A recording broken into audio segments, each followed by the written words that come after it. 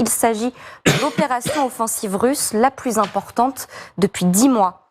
Est-ce significatif ? Eh bien, la Russie a gagné entre 3 et 4 km² dans la zone en 10 jours. Ici, vous allez le voir, et ici, plus au nord, ça paraît peu. Mais rappelons qu'ailleurs, et notamment au sud, la ligne de front ne bouge plus du tout. Sauf que ça se fait au prix de lourdes pertes. Oui, les pertes russes en matériel sont considérables. D'après les chiffres comptabilisés en open source, c'est-à-dire prouvés par les images, la Russie a perdu en 10 jours 81 chars de tout type, blindés ou de transport de troupes abandonnés ou détruits, quand l'Ukraine, en défendant, n'en a perdu que 3, soit un ratio de 1 char blindé ukrainien perdu pour 30 Russes. Écoutez le consultant en aéronautique Xavier Titelman depuis Kiev. Le plus étonnant, c'est que non seulement c'est un désastre et une vraie débâcle, mais en plus il continue. On a l'impression que les Russes sont au bout du rouleau.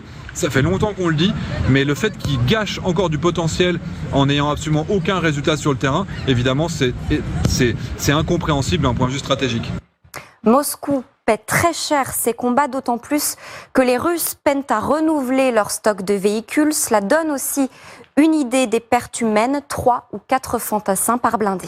Alors, les Ukrainiens qui publient des bilans qui sont invérifiables, des pertes russes, 900 hommes par jour, disait-il l'autre jour. On imagine en tout cas que c'est un endroit extrêmement mortifère, l'Ormandville. Pourquoi cet acharnement russe ? Pourquoi ces coups de boutoir dans cette région qui n'avance pas depuis plusieurs jours, plusieurs semaines. C'est stupéfiant, mais moi, la seule explication que je vois, c'est que les Russes montrent en fait qu'ils continuent, que rien n'a changé dans leurs buts. Les buts stratégiques de Vladimir Poutine et donc de son armée sont les mêmes.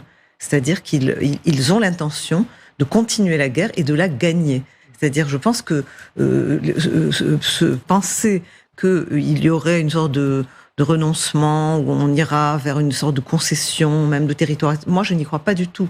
Je pense que le but reste à terme de consolider effectivement leur pouvoir dans les territoires qu'ils ont annexés, mais aussi de renverser le gouvernement à Kiev et de contrôler l'Ukraine. C'est-à-dire le discours aujourd'hui russe est un discours d'éradication en fait de l'Ukraine en tant qu'État, de contrôle total.